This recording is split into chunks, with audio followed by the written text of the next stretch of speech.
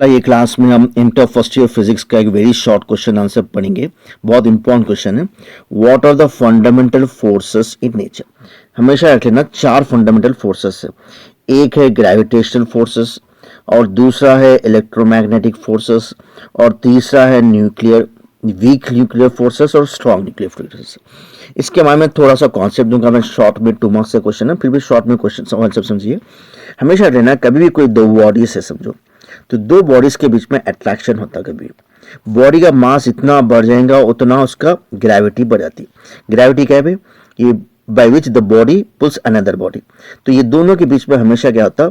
दोनों के बीच में अट्रैक्टिव फोर्सेस होता है, इसको बोलते हैं ग्रेविटेशनल फोर्सेस। सपोज एक बॉडी का मास m1 है, एक बॉडी का मास m2 है, तो ग्रेविटेशनल फोर्स का फॉर्मूला था G into m1 m2 divided by R square.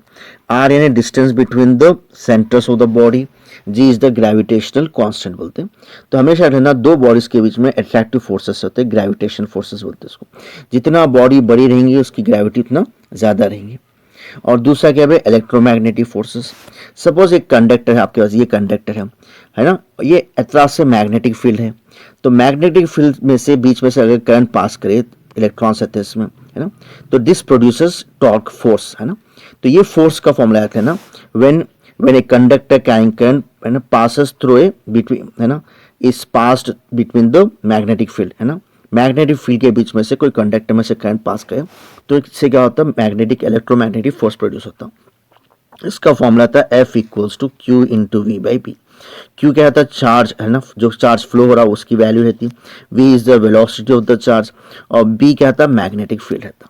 ये कॉन्सेप्ट में जितने भी चीज़ें हम यूज़ करते हैं ना, फैन है, ग्राइंडर है, वॉशिंग मशीन है, जहाँ जहाँ कोई चीज़ रोटेट होती वहाँ पे एक्चुअली हम इलेक्ट्रोमैग्नेटिक फोर्सेस यूज़ करते हैं। और तीसरी चीज़ क्या है? Strong nuclear forces, the force which binds the neutrons and protons into the nucleus.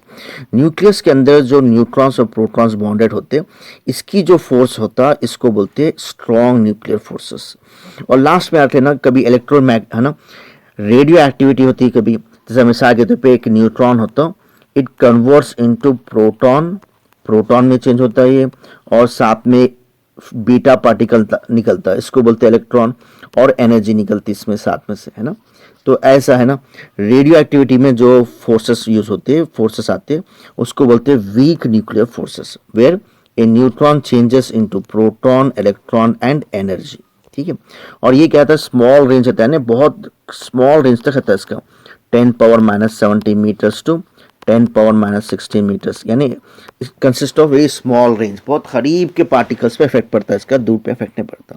फिर आप लोग को समझ में आया तो लाइक करिए, शेयर करिए, सब्सक्राइब करिए। कंप्लीट फिजिक्स और जो है मैथमेटिक्स पोर्शन के लिए चैनल को सब्सक्राइब